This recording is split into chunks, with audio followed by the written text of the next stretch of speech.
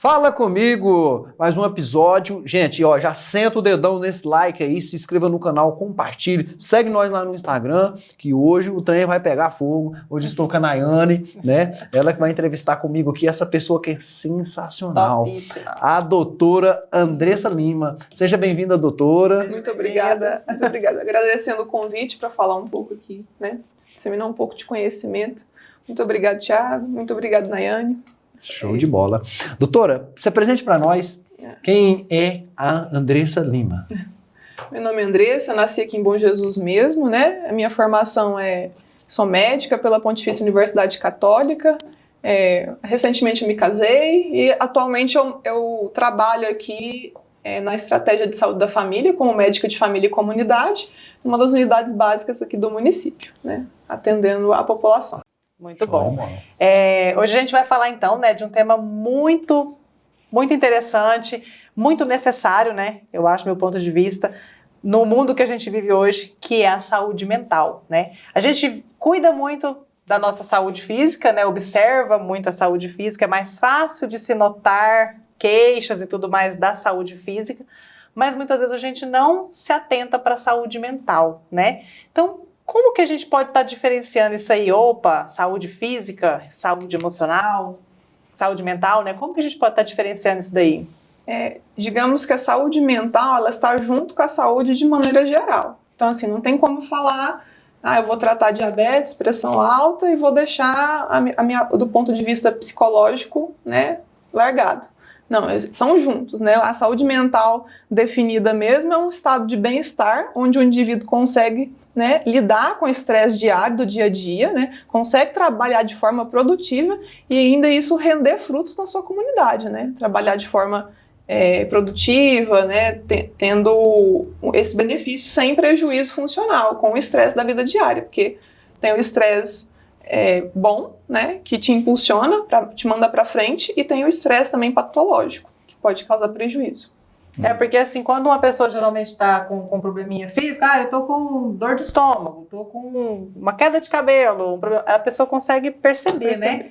Mas muitas vezes essa percepção de um problema mental, a pessoa às vezes não consegue identificar, né? Às vezes não consegue separar, não consegue saber, será que isso realmente é um problema? Né? Às vezes ela pode perceber depois que já está mais avançado, quando outras pessoas do meio dela também perceberem, olha, a pessoa está diferente, ela mudou, ela não era assim, há uns meses atrás ela estava assim, né? Agora ela já não está. Então, às vezes ela vai me procurar por conta de que o marido falou que ela está diferente, a esposa falou, o pai falou que está diferente, né? Ou às vezes ela mesma percebe, doutora, eu tô mais ansiosa, e aí eu pergunto, o que é a ansiedade? O que está acontecendo? Eu fico preocupada de forma excessiva, meu coração dispara, né? Minha respiração acelera, eu tô tendo um episódio de diarreia, às vezes são queixas assim, com sintomas físicos mesmo, mas né, porque a pessoa não se liga que é algo mental, né? Eu achava que a diarreia normalmente era virose, então ela vem também. Pra mim, deu pode diarreia. ser uma manifestação. Pois né, alguém clamou pra mim diarreia, eu falei, tá com virose. Eu tô igual. Nem sempre. Eu tô igual que a senhorinha antiga, sabe? Mas assim, hoje nós estamos vivendo um mundo aí, né, onde o estresse é algo normal, né? Então, quando eu sei que ele passou ou não do limite, quando ele saiu do anormal? O estresse, ele está presente para todo mundo, né? Em níveis mais baixos e níveis mais altos, né? O estresse é importante porque ele é uma resposta adaptativa a uma situação estressante, né? Vou mudar de emprego. Você vai ficar um pouco estressado porque aquilo é novo para você.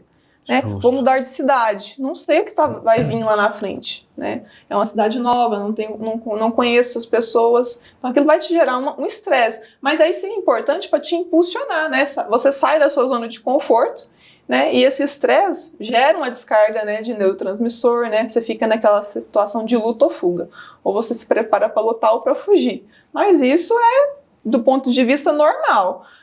A partir do momento que você começa a ter sintomas físicos que prejudicam a sua qualidade de vida, a sua vida diária, isso já se torna patológico, então tem algum problema aí, né? Então, o estresse, de um ponto de vista, é aceitável, sim, é interessante. Mas depois que ele passa do limite, né, aí já prejudica a pessoa.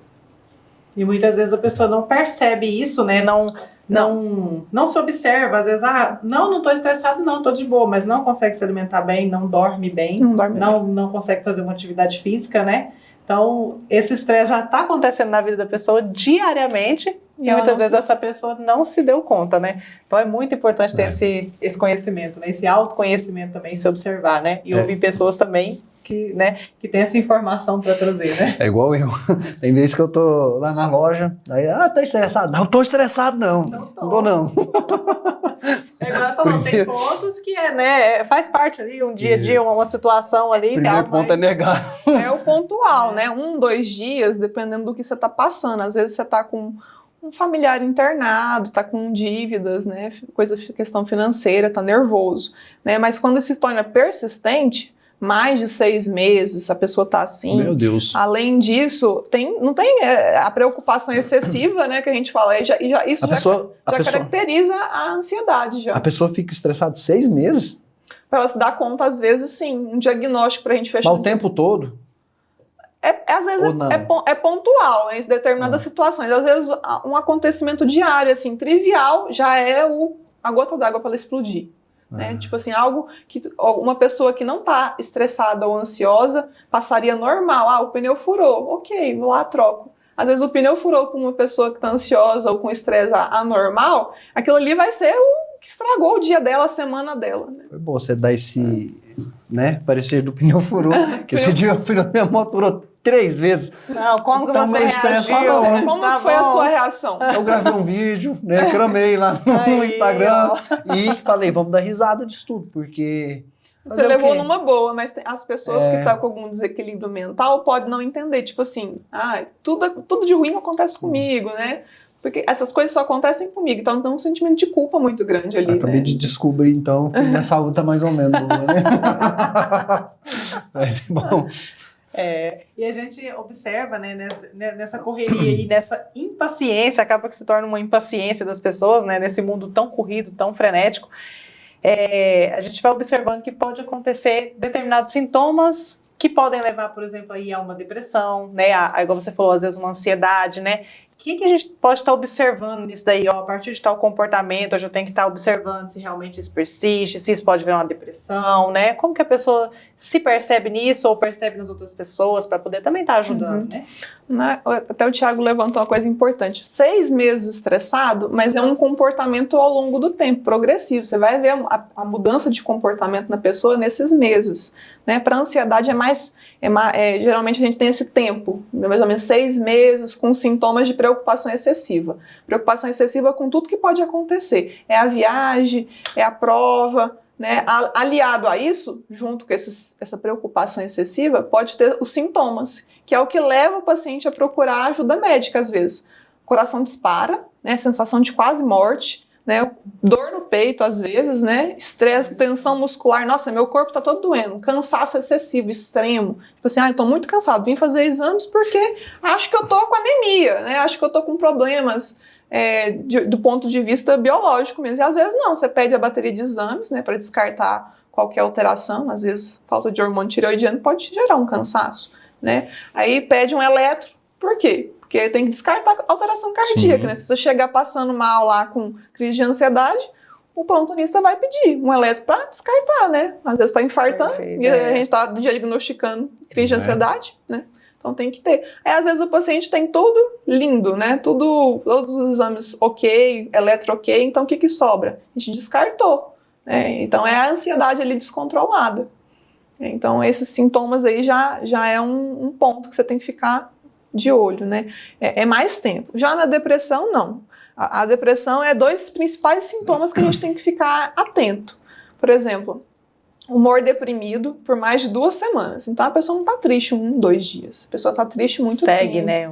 Segue, é persistente. Além da tristeza, do humor deprimido persistente, a gente tem uma palavra que a gente fala anedonia, que é a perda da capacidade de sentir prazer. Pode ser parcial ou pode ser total. Então, a pessoa que antes fazia algo que ela amava, sair com os amigos, começa a falar, não, hoje eu não vou porque eu tô doente, hoje não vai dar para mim porque eu não tô podendo. Então, ela vai, né, aquilo ali para ela era maravilhoso. Vai colocando desculpas. Desculpas, e nunca mais, e não faz mais o hobby, a atividade que ela sentia prazer. Esses são os 2 pontos principais por mais de 2 semanas. Então a depressão tem um período mais curto para você identificar. Isso que você falou, que a pessoa não sente mais prazer em fazer aquilo que ela gostava. Mas ela pode substituir, um exemplo, a atividade que ela gostava de fazer por outra coisa também. É considerada essa depressão ou não? Se ela só parar e ficar em casa ali, é considerado? Ela vai, não só vai ter esses 2 sintomas principais, ela vai ter outras coisas. Ela vai querer se isolar, ela não vai querer sair.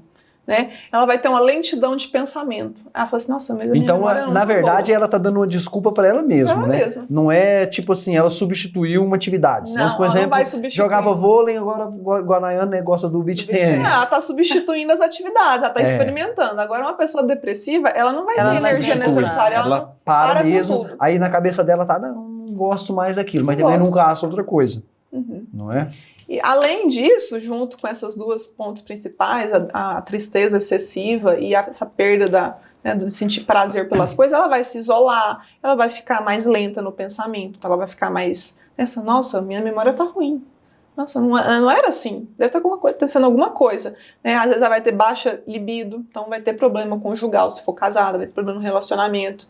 Ela vai perder peso. Então, assim, a pessoa, você viu, que ganhou peso demais muito rápido, ou perdeu peso demais, tem uma coisa errada aí, né? Porque tem depressões que a pessoa não come, tem depressões que elas comem demais. Então, você vai observando os sintomas associados com esses 2 principais que eu te falei, né? Que é a perda da capacidade de sentir prazer por coisas que anteriormente ela gostava muito, né? E o humor deprimido, tristeza profunda, né? Por pelo menos até 2 semanas, né? Então, persistente disso, você tem que procurar uma ajuda.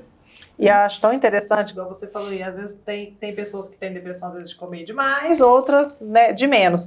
Então isso aí oscila muito, né? Oscila muito. E eu venho observado, hoje em dia, uma onda de pessoas que estão aparentemente bem, né? Que estão aí em redes sociais e tudo mais, aparentemente bem, mas vivem em um estado de depressão. Isso existe mesmo? A pessoa pode aparentemente estar bem, cumprir as suas obrigações sociais ali, mas quando se reclusa ali, né, vai para casa, ela, né? ela se desmonta? Sim, a pessoa pode aparentemente estar bem, né, do ponto de vista das redes sociais, se apresentando, às vezes manter um bom relacionamento no trabalho, e chegar em casa e vir aqueles sintomas depressivos. Mas não é na maioria dos casos. Na maioria dos casos, ela realmente vai ter perda desse trabalho e vai ser perceptível em várias zonas da vida dela. No relacionamento afetivo, trabalho. Mas, assim, é muito mais difícil para uma pessoa, né, criar um personagem que ela está meio que encenando, né? Ela está encenando para todo mundo que está bem, está segurando ali e quando ela está consigo mesma ou com pessoas mais próximas, ela realmente mostra que ela está precisando de ajuda, que ela está deprimida, que ela está ansiosa, né? Não é tão comum, mas pode acontecer sim. Por isso que é muito importante também quem está próximo, né? Assim, observar. Sempre está prestando atenção no outro, sempre, né? é muito importante. O que era comum fazer, né? Exatamente, porque às vezes a pessoa do lado da gente, é aquele caso, cometeu suicídio. Gente, mas como assim? O que aconteceu? Tava tudo bem? Né? Todo mundo fica meio assim, nossa, mas aparentava estar tão bem, né? Mas ela deu sinais em algum momento. Talvez a pessoa ignorou ou não viu, né? Passou desapercebido ali, né? Exato. Os casos mais graves de depressão e ansiedade, né? É um fator de risco realmente para cometer o suicídio. Né? E no seu dia a dia, assim, na sua rotina, tem alguma história, alguma coisa que já aconteceu, que às vezes ou mexeu com você, ou você gostaria de pontuar de um caso desse, ou de ansiedade, depressão, de alguma coisa assim que você gostaria de pontuar? No consultório médico a gente atende de tudo, né? Então, assim, é muito comum atender casos de ansiedade e depressão, né, no meu consultório. E, às vezes, um fato que me marcou muito foi um paciente que chegou em plena crise de ansiedade, assim, né? E a minha equipe falou, doutora, atende porque tá passando muito mal. Inicialmente eu achei que era a causa, assim, né, tá infartando, tá tendo convulsão, algo entrou abrupto no meu consultório. Não, era um paciente com um caso de depressão e ansiedade bem descontrolado, né? Ela tinha passado recentemente por uma perda, né? Então, isso tudo aflorou, ela não estava conseguindo lidar com esse sentimento de luto. E ela veio me pedir ajuda, né? Ela falou assim, eu não estou aguentando mais, a pessoa me pediu ajuda, né? Então, a perda dela foi em 3 meses. Então, com 3 meses, ela conviveu com aquilo sozinha. E as pessoas falando, ó, tem que procurar ajuda, você não é assim que as coisas acontecem, né? A perda foi grande, né? De um ente próximo, querido, né? E desencadeou tudo. Ela já tinha um histórico prévio de ansiedade e depressão. Foi agravado com a perda, né? Aí de lá a gente conversou, né? Atendi, né? Eu acolhi as queixas dela e saiu com prescrição, com indicação de psicoterapia, né? E retorno, né? Então existe um tratamento, né, a ser seguido, porque às vezes tem gente que acha que às vezes, vou no psicólogo e vou ali e conversa, assunto resolvido, não né? Não é uma consulta que vai resolver, dependendo No caso dos casos. desse aí, você entra com medicação? Sim, porque o caso dela era mais grave e antes dela ter esse evento agudo, né, que foi a perda do ente querido, ela já tratava. Então, assim, eu não ia conseguir contornar o caso sem entrar com medicação. Em casos leves, eu posso tentar só psicoterapia e medidas de comportamento, né? Posso tentar entrar com isso. Não responder ao tratamento, aí a gente pode pensar em tratamento medicamentoso, aliado ao não medicamentoso, né? Cada caso é um caso. Depressão tem depressão leve, moderada e grave, né? A leve, a pessoa não fica incapacitada de realizar o trabalho dela, as atividades diárias. Já a intermediária ali, ela vai oscilando. Coisa mais leve, coisa mais grave, mas tem perda da capacidade, né, de realizar trabalho. Agora, na depressão grave, a pessoa fica só em estado, né, de apatia total, não consegue. Então, para ela levantar da cama é um esforço tremendo que ela tem que fazer, aquilo ali é um caso grave. Então, já tem que entrar com medicação. Depressão não é brincadeira, não. Nós até fez um podcast, né, passado aí, falamos muito desse tema aí com a doutora Vivian e o Dr. Bruno, né? A abordagem do suicídio, né? Isso, né? Falou muito dessa parte do suicídio, né? Que começa ali na depressão. Agora, assim, num geralzão falando, e a pandemia? Ela influenciou muito nessas doenças aí, mentais, né, e tal, na saúde? Sim, a pandemia, ela piorou, né? Quem já estava com algum transtorno mental, porque muitos serviços foram descontinuados. Por exemplo, a pessoa que fazia acompanhamento com psicólogo ou com psiquiatra, devido aos fechamentos, né, a impossibilidade de fazer a consulta, descontinuou o tratamento. Ficou sem, às vezes até sem a medicação, né? E quem não tinha, ficou mais propício de desenvolver, né? Esse período de isolamento dentro de casa, as pessoas começaram a ficar muito consigo mesmas, naquele estado de medo, de ansiedade, o que vai acontecer, Exato. Morrendo pessoas, né? Você viu parente morrer, você viu pessoas próximas morrer, amigos, então aquilo causou um estresse muito grande, o estresse do ponto de vista patológico, como eu falei, né? Não foi um estresse benéfico, foi um estresse patológico, né? Então a pandemia piorou um pouco esse quadro de saúde mental mesmo, né? Antes, assim, porque assim, a saúde mental, com o tempo que ela veio ganhando espaço, assim, né, na saúde mesmo, do ponto de vista global, depois da reforma psiquiátrica, há uns 20 anos atrás, que começou, né, que ganhar mais destaque no âmbito social mesmo, que antigamente tinha os famosos manicômios, hospitais psiquiátricos, aí veio a reforma psiquiátrica, acabou com os hospitais psiquiátricos, né, as internações de longa permanência, e criou os CAPs, né, que é o Centro de Atenção Psicossocial, né, mudou muita coisa de lá para cá. Só que mesmo assim, a saúde mental às vezes é negligenciada, né?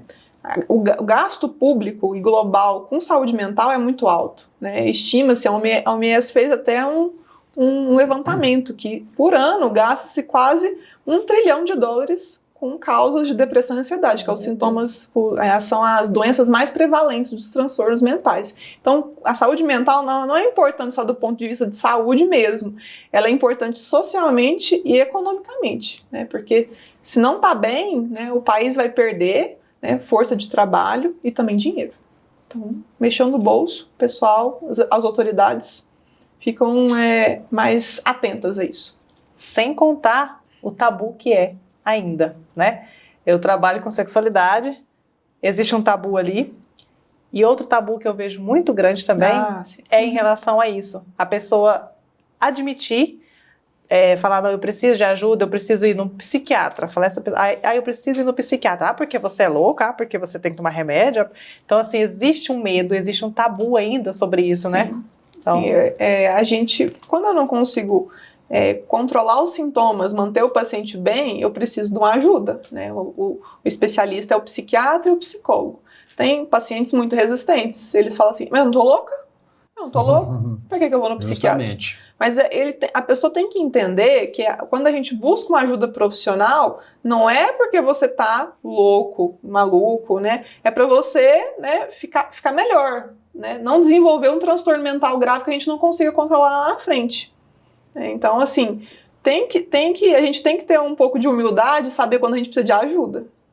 Então, deixar para procurar. Depois que tá grave, às vezes a gente vai ter um trabalho muito maior do que se a gente tivesse acudido ali no início. Tem ganhado uma aceitação melhor, né? Antigamente, tipo assim, qualquer probleminha que desse, eu não sou doido. Hoje em dia, não. Hoje em dia eu acredito que a própria pessoa procura, sem até mesmo eu falar, não, eu preciso, urgentemente. É interessante porque janeiro é a campanha do Ministério da Saúde, Janeiro Branco. Né? Então é uma conscientização do mesmo modelo das campanhas Outubro Rosa para o câncer de mama e do Novembro Azul para o câncer de próstata, né? A conscientização da saúde mental e emocional que o Ministério cria, né? Janeiro Branco, por quê? Janeiro é o primeiro mês do ano em que tradicionalmente as pessoas começam a traçar metas. Vou fazer isso, né? Vou estabelecer objetivos ao longo do tempo. No decorrer do ano. Então, assim, é interessante falar de saúde mental logo no início, né? Branco, por quê? Uma tela em branco, um papel em branco. Então, tudo pode ser. Né?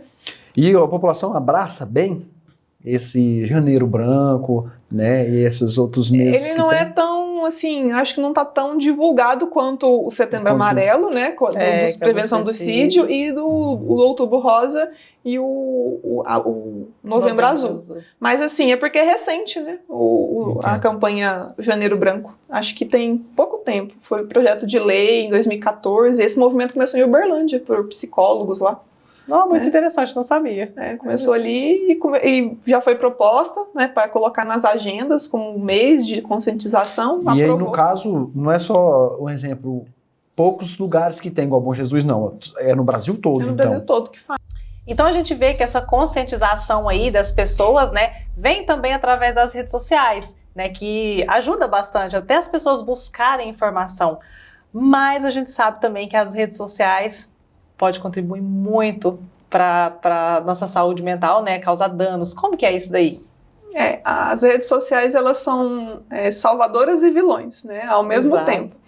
Quando você filtra um conteúdo bom, você segue profissionais, às vezes você segue um psicólogo, ele te dá dicas ali nos stories, né? Isso é benéfico para você. Você está se valendo da rede social para adquirir um conhecimento ali de controlar uma ansiedade, para procurar ajuda. Mas quando você fica ali, você entra na rede social e você perde muito tempo rolando aquela barra, vendo um monte de fotos de pessoas aleatórias, né? Às vezes vendo notícias, né? Vendo noticiário, aquilo ali te bombardeia a sua cabeça. E depois vocês têm a sensação que vou entrar aqui 5 minutos, né? Que você fica ali meia hora, 40 minutos. E você deixou de fazer algo que você tinha se programado para fazer. Isso gera uma ansiedade. Porque assim, nossa, mas eu perdi tempo aqui e não fiz tal tarefa que tinha determinado. Então, assim, as redes sociais é interessante você seguir pessoas que vai te acrescentar alguma coisa, né? Que pode te somar alguma coisa para você. E eliminar coisas aleatórias, que não tem nenhuma relação com você, não te acrescenta nada, né? E às vezes fazer até o pessoal falava, fazer um detox de redes sociais. Às vezes ficar um pouco isolado, né? Realmente pode ajudar bastante. Porque às vezes a pessoa vai entrar e vai ver fotos ali e vai achar que, nossa, mas a vida daquela outra pessoa é muito mais interessante que a minha. Ela tá só viajando, sorrindo, postando foto, né? Alegre, né? Em locais, shows, festas, né? E gera uma sensação de que as pessoas estão fazendo isso e eu não. E eu não, exatamente. A rede social tinha todo nome, né? É Rede da Alegria. Mas assim, o grande problema que eu vejo em relação a isso é o vício, né? Porque você, igual você falou, às vezes você deixa de fazer uma atividade. Aquela atividade ali que você ia fazer, igual vamos colocar no caso da mulherada, você tem que lavar uma louça, né? e a louça tá ali. Aí você fala, vou só dar uma olhadinha aqui. Aquilo te dá uma descarga de hormônios de prazer, de recompensa, de vou ficar aqui, vou ficar aqui, vou ficar aqui, vai. Só que a descarga é pequena, que é dopamina, né? É de uma vez, é um pico alto e depois cai. Aí depois você fica deprimido porque você não realizou a atividade que você deveria fazer. Isso. E aí o que acontece? Pelo menos no meu caso, aí você vai lá, faz o que você tem que fazer. Agora eu precisava tanto descansar, mas deixa eu olhar aqui. Aí você perde mais tempo de novo. Aí você precisa de mais, dopamina, né? Mais dopamina. E quando você pega, né, já aconteceu comigo, eu falo assim, vou olhar uma mensagem que alguém me mandou, porque eu trabalho com rede social, lá no direct. Aí você vê um Reels, alguém te mandou, às vezes, ou apareceu do nada, e é igual você falou, é alguém que acrescenta, né, alguém que você segue que acrescenta. Esse. Aí você inventa de rodar pra cima. Aí vai. Aí você fecha. Assim, nossa, eu não olhei. Aí você volta pra olhar. Esquece, às vezes, até de responder a pessoa que precisava, não né? Respostas no WhatsApp, às vezes no Instagram. Muito.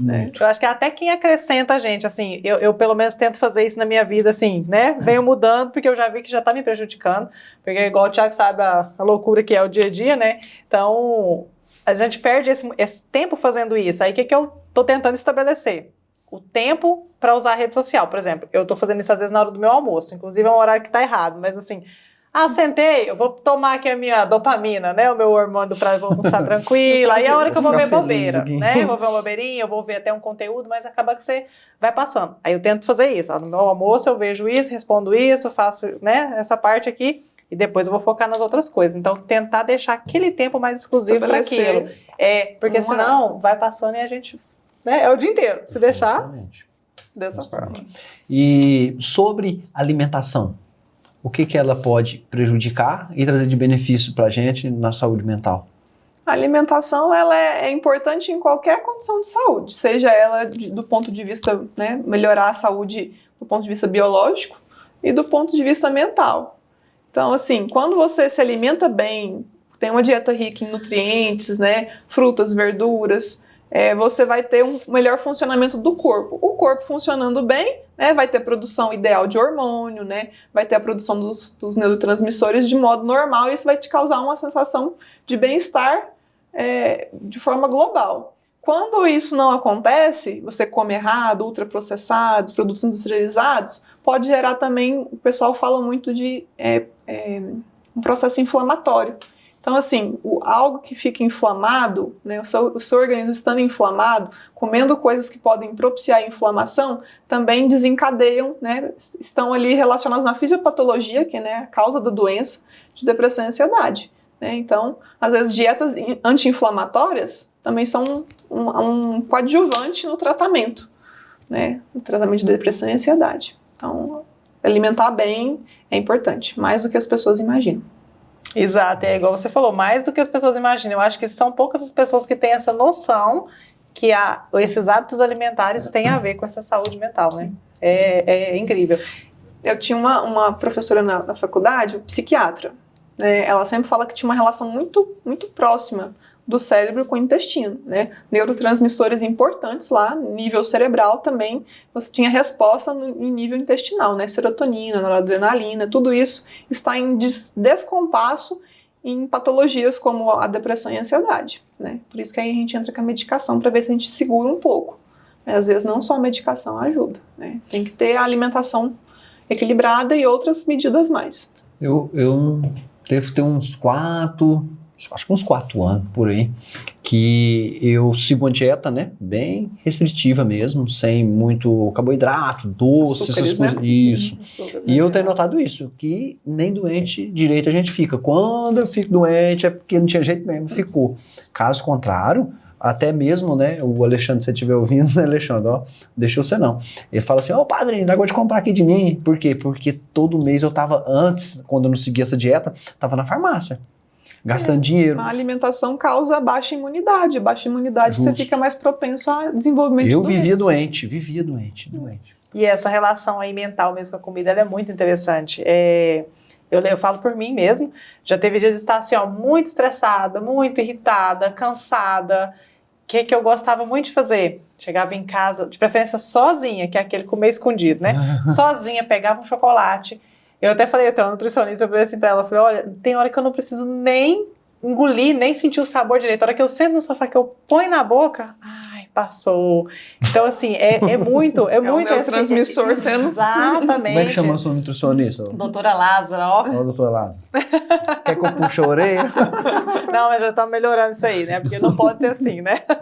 Então, assim, é muito interessante isso daí, como o próprio corpo da gente, ele busca essa solução, né? Errada e rápida numa má alimentação, né? É muito interessante isso daí. Então, é muito importante essa correção, né? Pra gente buscar essas alternativas de forma correta, né? Nas possibilidades corretas, né? Justamente. E aí, eu, por exemplo, também gosto muito, incluo na minha rotina, hábitos de meditação, exercícios, isso também é válido para a gente estar melhorando isso daí, essas queixas, né, emocionais, mentais. Sim, a meditação, como você deu o exemplo, ela entra nas que a gente fala as medidas não farmacológicas, as medidas comportamentais que ajudam muito quando a gente tem que entrar com medicação. Então, a meditação, ela pode ser guiada, também já ajuda, né? Mindfulness, né? Que é a atenção plena, né? Você tem que estar focado no momento presente. Por quê? Porque o ansioso, geralmente, ou ele está preso lá no passado, ruminando coisas, né? Ah, isso aconteceu, não deveria ter sido assim. Ou pensando lá no futuro e deixa de viver o momento presente. Você comentou uma coisa interessante de olhar as redes sociais durante o período de almoço, né? Eu, geralmente, eu recomendo aos meus pacientes, né? Um exercício de presença, né? Atenção plena no almoço e no jantar, né? Porque às vezes você come tão rápido ali ou vendo rede social que se eu te perguntar à noite o que você almoçou, você não sabe me responder. Eu brinco, não sei nem o que eu comi ontem. Então, eu falo para os pacientes, um exercício fácil de fazer é você utilizar os seus 5 sentidos, porque o presente é o quê? Os 5 sentidos, né? Então, você vai sentir o gosto dos alimentos, né? Vai sentir o sabor, ver a cor, a temperatura, a textura, né? Aí você vai comer mais devagar, vai respirar bem e vai fazer todo esse exercício. Isso ajuda também em questões de ansiedade e depressão. Outro exercício também pode ser feito no banho, fazer a mesma coisa que você faz nas alimentações, só que no banho. Porque às vezes você entra no banheiro, toma banho tão rápido, você nem sabe se você tomou banho direito. Esse eu não abro mão. Esse aí, olha, esse é meu momento. Banho. É terapêutico, né? Tem gente que faz sem perceber. Não é que terapia, mas é terapêutico. É maravilhoso. Eu amo. Até meu marido fala, vai derreter tanto banho que toma, porque eu amo.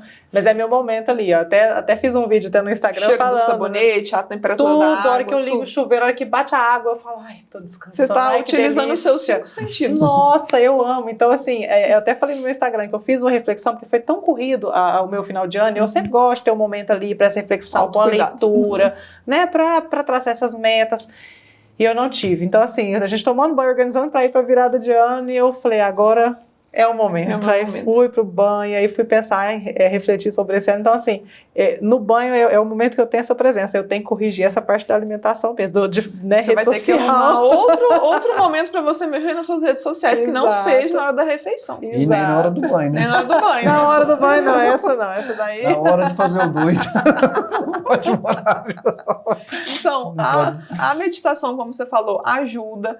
Tem gente que fala, eu faço pilates, eu faço yoga. Yoga também pode ajudar, né? É uma modalidade. Tem gente que, eu corro em contato com a natureza. Às vezes uma caminhada no parque já ajuda também. Muito, né? Muito. Acho que qualquer tipo de atividade física, né? Porque a sensação de bem-estar que a gente tem ali depois, de capacidade, né? É muito bom, muito gostoso. Então, como diz, recomendo, né? Faço e recomendo. Né? Beach tênis, pedalar, tudo é bom. Exatamente. E até musculação, né? Não podemos deixar porque a atividade física, ela não é só para parte estética, né? Ela é parte de saúde mesmo, né? Do ponto de vista. A musculação, eu acho muito importante esse ponto na questão de criar massa muscular, né? A gente observa internação idoso, quando ele fica, por exemplo, uma semana internado, né? Precisou ficar internado por alguma patologia, por alguma doença, você vê que a primeira coisa que vai embora no idoso é a massa muscular. Então, se ele já chega consumido no hospital, o que ele vai queimar ali? Ele não vai evoluir bem na internação, ele pode ir até a óbito, se ele não tiver uma boa massa muscular. Só que a maioria das pessoas não entende que a musculação não é para você ficar bonito, postando story, né? É a consequência, né? É uma consequência, porque a pessoa se benéfica, sente bem, né? Então é muito gostoso. Mas é muito importante. Então, assim, essa parte nutricional junto, né, a alimentação com a atividade física, principalmente a musculação, para mulheres, né? Quando entra na menopausa, descalcifica muito os ossos, né? A gente perde muita massa muscular. Então, para a mulher, o benefício da musculação é muito grande também. Tremendo, então, né? É importante se atentar a isso. Falando, né, ainda sobre um pouco, nós estávamos falando da pandemia e tal, como que os pais conseguem saber como podem ajudar a criança no desenvolvimento da saúde mental deles? Principalmente, né, depois dessa pandemia que veio. A gente vem observando, né, um crescente caso de crianças e adolescentes com transtornos mentais, já pode, né, acontecer. É importante que os pais saibam identificar alguns sinais e sintomas, porque a depressão, a ansiedade é diferente tanto em criança, adolescente e no adulto. Criança, geralmente, ela não sabe explicar o que é sentimento, porque ela está triste, porque ela está, né, com medo.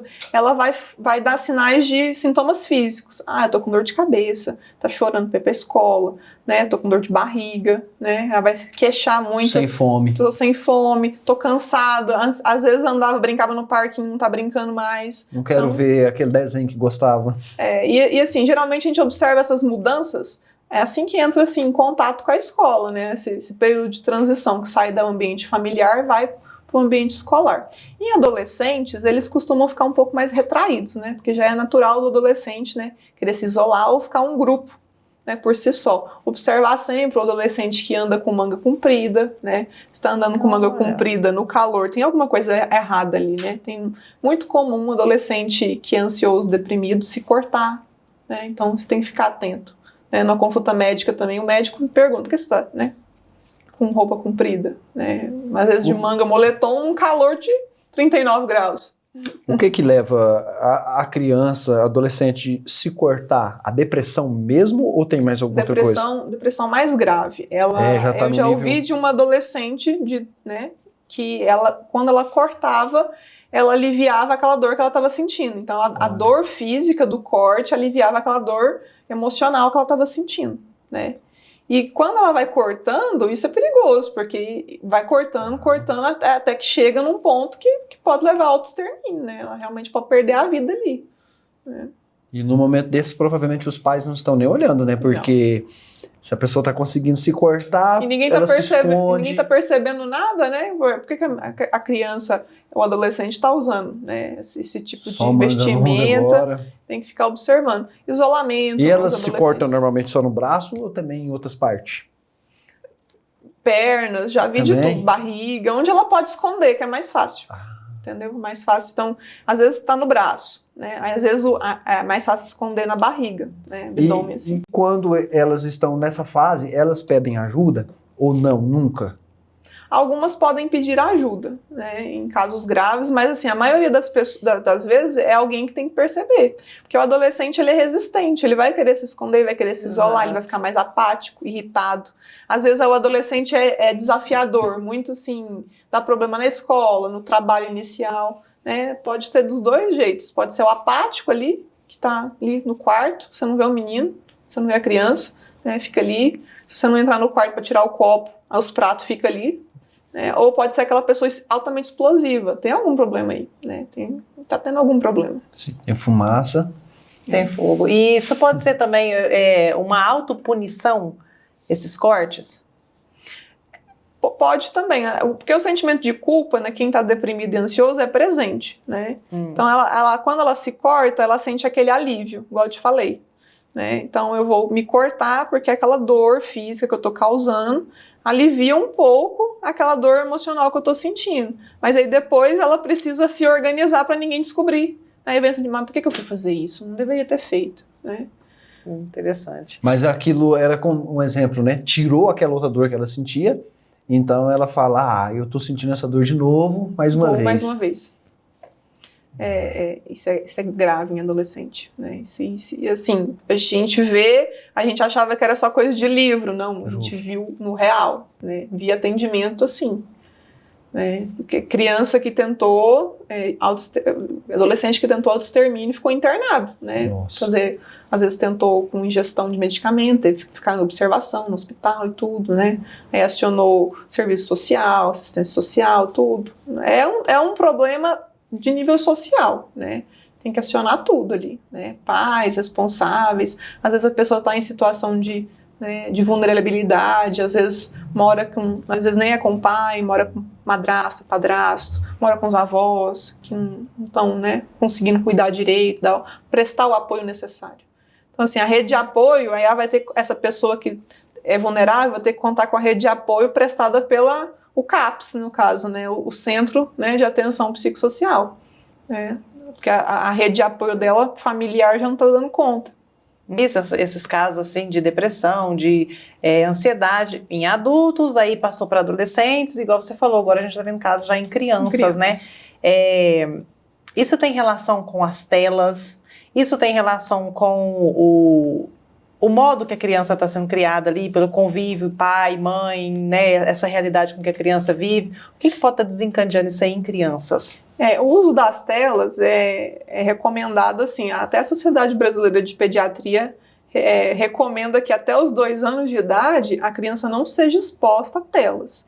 E depois, após os 2 anos, expor de forma, assim, bem pontual, 1 hora, ver um desenho, muito pouco. Mas né? deixa só para mim abrir um parênteses, né? Porque não estou julgando, mas eu já fui nas creches aqui mesmo em Bom Jesus, e lá tem televisão e eles passam para as crianças, eles têm um tempo deles assistir, dormir e tal. Não seria errado, então?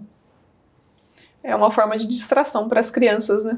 Eles devem... É o que acontece na família também, né? Às vezes o pai e a mãe chegam em casa à noite, quer distrair a criança para fazer alguma coisa. Toma o celular, meu filho. Toma o celular, às vezes para dar sossego. Toma aqui. É muito comum você chegar em pizzaria, restaurante, a criança ficar quietinha, sentada na sua cadeira, né? Dar o celular. Às vezes tem a brinquedoteca do lado, né? Ela nem foi.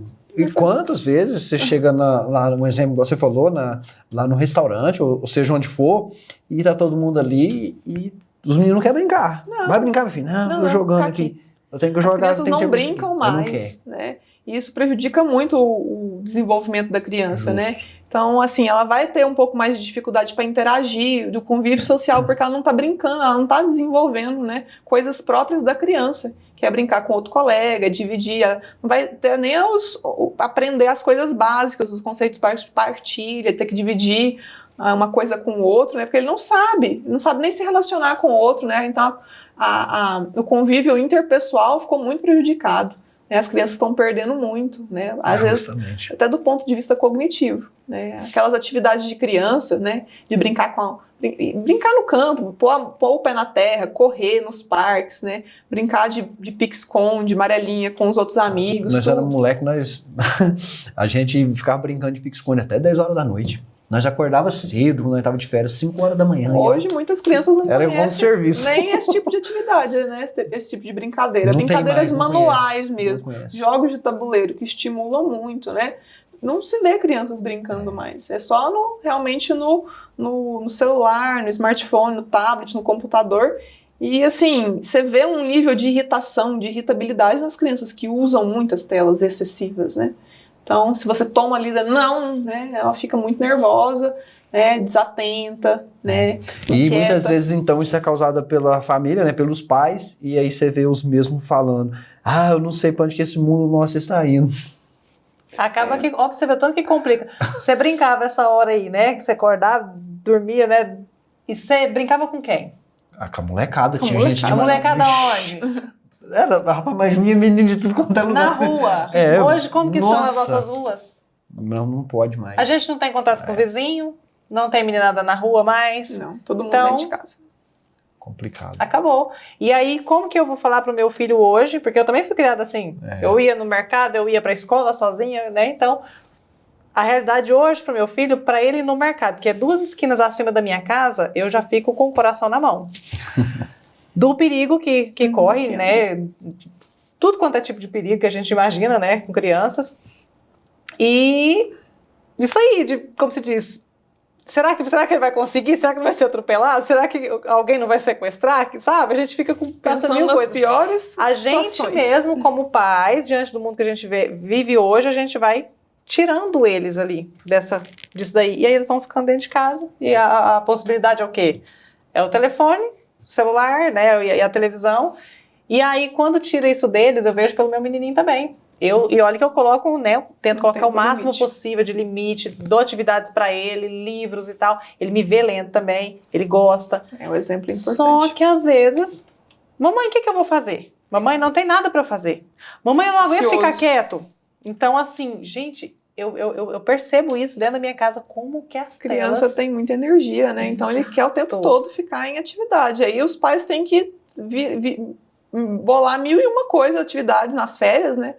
Para as crianças fazerem, né? Então tem que pôr para leitura, tem que estimular a leitura, tem que fazer jogos, tem que estabelecer um momento para tudo. A criança gosta de rotina, desde de criança, de bebê, recém-nascido, você tem que estabelecer uma rotina para a criança, ela não pode ficar solta, né? Então tem que ter rotina de levantar, tomar café, fazer tal atividade, depois se organizar para ir para a escola, faz as atividades da escola, depois, né, brinca um pouco, né, e estabelecer um horário para dormir. Não pode deixar a criança, né, assim, sem essa rotina, né? Sem estabelecer ela mesma fazer a rotina dela. Não, tem que ter rotina. Então a rotina ela já é uma estratégia para poder ter essa qualidade de vida aí e trabalhar essa questão funciona para o adulto, né? E funciona também para a criança que ainda não entende muito bem, igual o seu filho falando, o que eu vou fazer? É a ansiedade dele, ele quer fazer uma atividade porque tem muita energia para gastar, né? Quando ele não gasta, ele fica ansioso, né, entediado, né? Então aí já vem a tela, que distrai um pouco, né? Exato. E nós, como pais também, a gente usa muito, né? Então, eles te veem usando. Exato. Da mesma forma que me vê, às vezes lendo, acaba que lendo hoje em dia tá mais pouco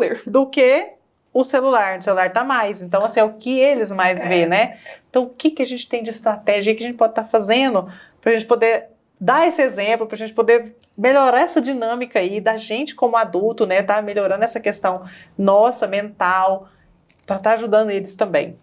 Igual você falou, eles vão te respeitar mais pelo exemplo do que pelas palavras, né? O testemunho tem que preceder o argumento. Exato. Porque senão não funciona. Aí minha mãe tá falando que não vai ficar na rede social e ela tá o tempo todo. Tá o tempo todo, por que eu não posso ficar? Então, assim, estabelecer a rotina já ajuda bastante, né? Então, ter os horários certinhos para alimentação, refeição, né, horário de dormir, fazer as atividades diárias, já ajuda bastante. E isso é o neurônio espelho que a gente fala na medicina, né? Então, o neurônio espelho, ele vai querer fazer o que você está fazendo. É por isso que quando uma pessoa boceja, você quer bocejar também. Então, se a criança vê você lendo, fazendo bons hábitos, né? Então, quando você, se puder, se for possível, né, todo mundo se sentar à mesa, aquilo que tornar um hábito, e todo mundo conversando, discutir como é que foi o dia, aquilo ali já é bem terapêutico, né? Todo mundo se sente ali acolhido, valorizado, né? Estimula, porque hoje em dia o pessoal não está conseguindo fazer isso, mas se sentar não mesmo. Tem mais esse né? A criança pega lá a comida, vai pro quarto jogar, né? O pai senta ali no sofá, assiste o jornal e a mãe fica ali, na rede social. Exatamente. Né? Cada um por si só, acabou, junta lá o prato na pia e pronto, acabou. Não tem um convívio, né? Não tem um contato, como é que foi. Isso é uma medida, um ato que aproxima, cria vínculo, né? O vínculo é muito importante, porque a rede de apoio forte, né? Que você vai se sentir seguro, né? E vai conseguir lidar melhor com os problemas. Quando você não tem uma rede de apoio muito estruturada, você sofre muito, porque você tem que buscar essa rede fora. Às vezes nos programas de saúde, né? Nas unidades de saúde, às vezes em igreja, tem gente que se vale muito, né, de grupos de igreja para ir também, que se sente mais acolhido ali, né? Então é uma rede de apoio, né? Às vezes o pessoal do trabalho pode ser benéfico ou pode ser maléfico. Exato, tem ambiente de trabalho muito estressores. Às vezes vai buscar ajuda no local errado também, né? Então é o tal do relacionamento tóxico que está muito em alta hoje, né? Então você tem que observar aquelas relações em que uma pessoa estabelece um poder e você se sente mal ali. Então, opa, isso aqui não tá legal, né? Isso aqui eu tenho que fugir disso aqui. Né? Uma relação saudável que cria vínculo é onde a pessoa se sente valorizada, ela pode falar o que ela quiser, que ela não vai ser julgada, né? Ela sente que ela pode abrir ali e conversar com as pessoas assim, comuns, leigas, sem ser o psicólogo, ajuda você a organizar as ideias no seu pensamento. Às vezes você não consegue organizar, saber o que você está sentindo, né? Então, conversar, expor, falar verbalmente ajuda. Mas quando isso não é possível, a gente não pode negar ajuda. Tipo assim, não vou procurar um profissional adequado. Sim, tem que procurar. Isso, tem que procurar. Tem que procurar. Doutora, então deixa pra gente uma mensagem final aí pro pessoal de casa, né? Sobre a saúde mental. Pode olhar para aquela câmera ali.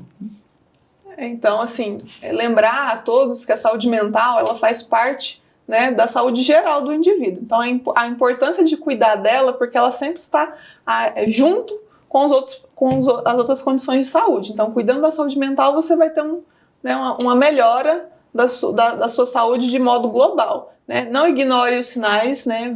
Viu mudança de comportamento, você sentiu alguma alteração, procure ajuda, né? Procure os postos de saúde, os médicos, né? Para iniciar logo um tratamento, né? Justo. Sensacional. Para mim foi engrandecedor esse momento e eu acho que para quem está assistindo também. Então, quem quiser falar com a doutora Andressa, trocar uma ideia, às vezes marcar uma consulta, a rede social dela está aqui, você clica, entre em contato, tá bom? E eu gostaria muito de te agradecer, né? Nós gostaríamos muito de te agradecer, né, Andressa, pela sua presença, pela sua participação. Acho que foi muito enriquecedor pra gente, né, Thiago? E é um assunto muitíssimo importante. Então, que você possa contar conosco também, com o pessoal que está assistindo. Prazer imenso ter estado com você aqui nessa noite. Uma alegria toda minha. Muito obrigada pelo convite. Foi muito bom conversar, né? Foi mais uma roda de conversas aqui sobre esse tema tão importante, que é a saúde mental. Isso aí. Muito obrigada. Nós que agradecemos. Até a próxima. Até a próxima e, né, não esqueça aí de compartilhar, nos siga aí no Instagram, nos siga também no YouTube e fala comigo. Fala comigo.